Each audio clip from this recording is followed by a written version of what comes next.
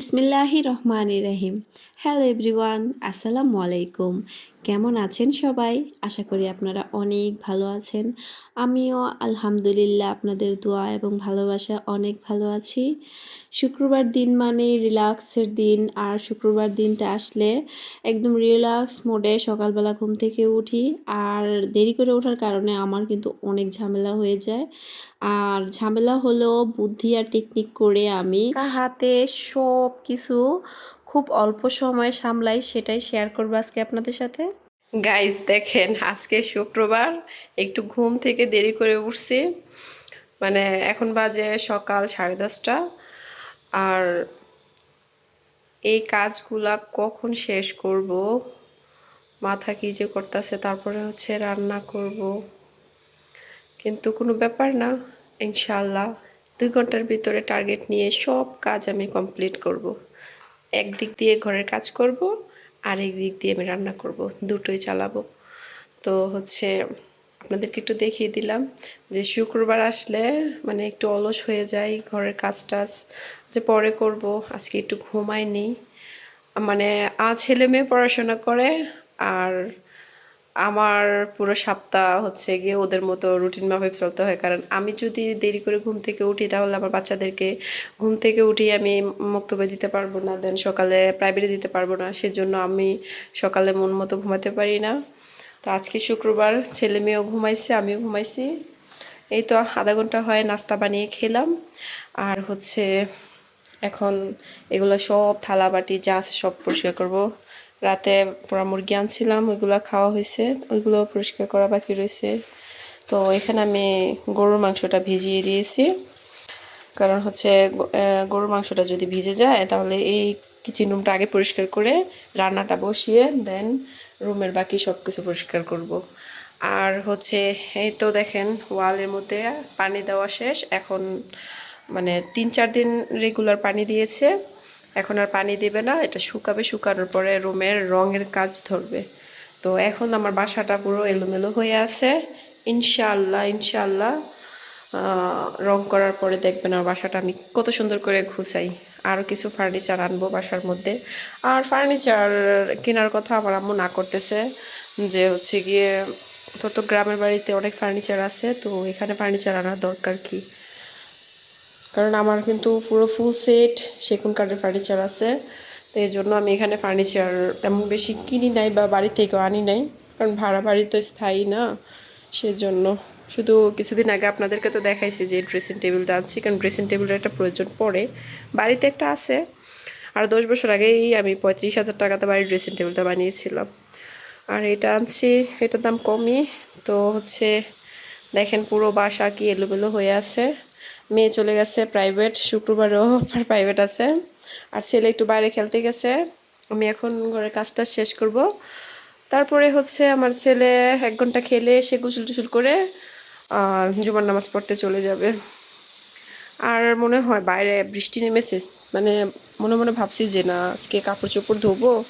এই যে আজকে কিছুদিন ধরে বৃষ্টি পড়তেছে, বিরক্ত লাগতেছে এই বৃষ্টি, আর ভালো লাগে না। মানে ছাদে কোনো কাপড় দিতে পারি না, রুমের কাপড় চোপড় চাদর সব কিছু ময়লা হয়ে আছে। না শুকালে তো এগুলো ধুয়েও লাভ নাই, সেজন্য ধুইও না। আর আমার অ্যালোভেরা গাছগুলো দেখেন কি একটা অবস্থা, একদম চিকন চিকন, মানে যত বরকত শুধু আমার শরীরেই, আমি পানি খেলেও মোটা হই। আর তো আর আমার অ্যালোভেরা গাছগুলো আর এই ডোকাগুলো মোটা হইতে পারে না। আমি কেন এত মোটা হই? আমি তো মোটা হইতে চাই না, কারণ আমার আমি হাওয়া খেলেও মোটা হই। আমার মানে শরীরটা এরকম। আসলে জেনেটিক্যালি আমাদের ফ্যামিলির, আমার বাবা মা ভাই বোন, আমাদের 14 গোষ্ঠী সবাই স্বাস্থ্যবান। তা আমি আর এটা জেনেটিক্যালি পাওয়া। অনেকে আপনার দেখবেন যে অনেক চেষ্টা করে ওজন বাড়াতে পারে না। তো যাই হোক, আমার এত মোটা পছন্দ নয়, জন্য আল্লাহ আমাকে বেশি বেশি বরকত দিয়ে দিয়েছে। আর বৃষ্টির জন্য আগে পাগল ছিলাম, কিন্তু এখন বৃষ্টি দেখতে দেখতে বিরক্ত হয়ে গেছি। এই যে দেখেন বৃষ্টি হচ্ছে বাইরে, তো চিন্তা করছি যে চাদর টাদর, বাচ্চাদের ড্রেস, অনেক কিছু ধোয়া দেয় বাকি ছিল, এগুলো ধুয়ে ছাদে দিয়ে আসবো। কিন্তু 8তলা ছাদের উপরে মানে এই কাপড়গুলো ধুয়ে যদি আমি নিয়ে যাই, তো এই যে একটু পরপর বৃষ্টি নামে, তো কে যাবে বারবার করে উঠতে নামতে, ভাল লাগতেছে না। দেখি তারপরও বাচ্চাদের ড্রেসগুলো তো ধুতে হবে, ওগুলো ধুয়ে রুমের ভিতরে ফ্যানের নিচে ইয়ে করে দেবো আর কি। তো যাই হোক, সবাই সাথে থাকেন, ঘরের কাজ করি, মানে সব কিছু গুছিয়ে টুচিয়ে রান্না করার সময় আজকে যেহেতু বিরিয়ানি রান্না করব, তো সেটা আপনাদের সাথে একটু শেয়ার করব ইনশাল্লাহ। আগে রুমগুলো গুছাই, তারপরে হচ্ছে গিয়ে সব কিছু মানে রান্নার সব ভিডিওটা পুরোটা দেবো, কীভাবে বিরিয়ানিটা রান্না করেছি। আর আমার পুঁইশাক গাছগুলো মরে গেছে, নষ্ট হয়ে গেছে, এটা ফালাইয়া এখানে একটা ফুলের টব লাগিয়ে দেব। আর এই যে আর্টিফিশিয়াল পাতা। আচ্ছা, তো সাথে থাকেন। চটজলদি 20 মিনিটের ভিতরে আমি পুরো কিচেন রুমটা ক্লিন করে ফেলেছি।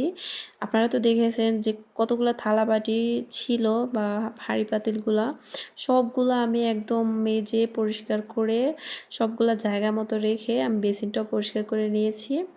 আর গরুর মাংসটা দেখলাম যে এখনও বরফ হয়ে আছে, শক্ত শক্ত, তো সেই জন্য গরুর মাংসটা আমি সিঙ্কের মধ্যে দিয়ে দিয়েছি। কারণ হচ্ছে মানে পানি বেশি করে দিয়ে রাখলে দ্রুত মাংসটা খুলবে।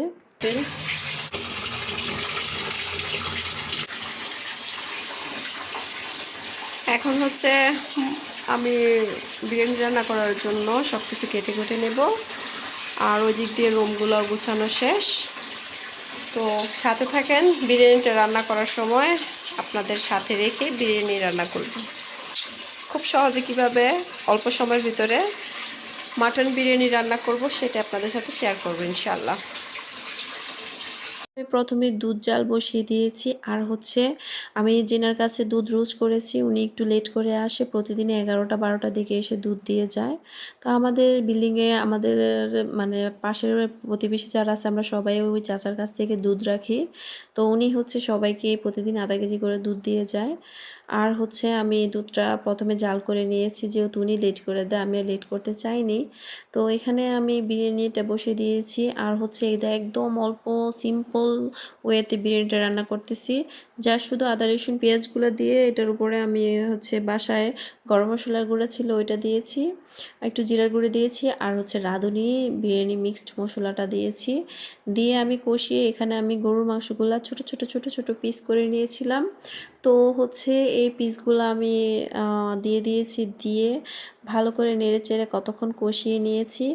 আর হচ্ছে এদিক দিয়ে আমি একটা পাতিলার মধ্যে পোলাওর চাউলটা ভেজে নিচ্ছি। আর ভেজে নেওয়া মানে পোলাও চাউলটা দেওয়ার আগে এখানে আমি প্রথমে হচ্ছে পেঁয়াজটা ভেজেছি, তারপর এখানে আদা রসুন দিয়ে তারপরে হচ্ছে মানে পোলাও যেভাবে বসে ওইরকমভাবে চাউলটা ভাজলাম।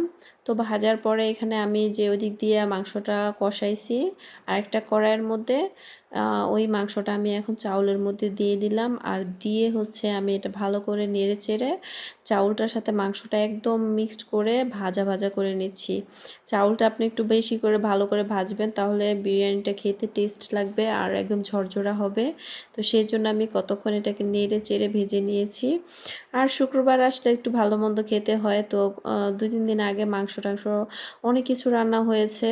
তো সেই জন্য চিন্তা করলাম যে না, আজকে একটু ভিন্ন কিছু করি। গত সপ্তাহে খ্যাপসা রান্না করেছিলাম, তো আজকে এজন্য বিরিয়ানি করলাম। তো আমার ভাজা শেষ চাউলটা। এখন আমি হিটারের মধ্যে গরম পানি করে রেখেছিলাম, তো গরম পানিটা আমি ঢেলে দিয়ে দিয়েছি পরিমাণ মতো। তো হচ্ছে দেখেন আমার বিরিয়ানির ফাইনাল লুক। তো এখন আমি একটু বাজারে যাব, আজকে আমার চাউল শেষ, চাউলের বস্তা আনবো। এরফান চাউলের দাম কি বাড়ছে, 4200 টাকা বস্তা হয়ে গেছে। আর হচ্ছে মাছ কিনেছি, পাঙ্গাস মাছ এনেছি, ট্যাংরা মাছ এনেছি, তারপরে হচ্ছে মলা মাছ এনেছি, আর হচ্ছে চিংড়ি মাছ ফ্রিজে আছে। তো ওইগুলো আর আপনাদের সাথে দেখাতে পারিনি, কারণ বাজার থেকে আসছি, জুমার আজান দিয়ে দিবে, তো একটু তাড়াহুড়া ছিল, সেই জন্য আর ওইগুলোর ভিডিও করি নাই। সব কিছু ফ্রিজে রেখে দিয়েছি, আর চাউলটা ড্রামে ঢেলে রেখে দিয়েছি। তারপরে হচ্ছে জুমার নামাজ পড়তে ছেলেকে পাঠিয়ে আমি বাকি কাজটা সব কিছু করে একদম গোসল টোসল করে ছেলে আসার পরে একসাথে সবাই খাওয়া দাওয়া শেষ করলাম। খাওয়া দাওয়া শেষ করে তারপরে হচ্ছে বিকালবেলা বসে জাম্বুরা খাচ্ছি।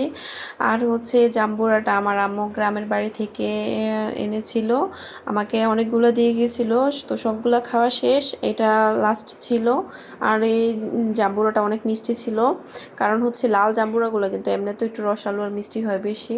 তো আমার কাছে খুব ভালো লাগছে, আর আমি মানে মিষ্টির কারণে খালি খেতে পেরেছি, এটা আর মাখাই নেই। তো হচ্ছে আজকে যেহেতু শুক্রবার, আদর্শ স্কুলের মাঠে কিন্তু অনেক লোকজন থাকে বিকেলবেলা। তো আমরাও একটু ঘুরতে বের হয়েছি। কথা বলতে বলতে ভিডিওর একেবারে শেষ প্রান্তে চলে এসেছি। সবাই ভালো থাকবেন। আল্লাহ হাফেজ।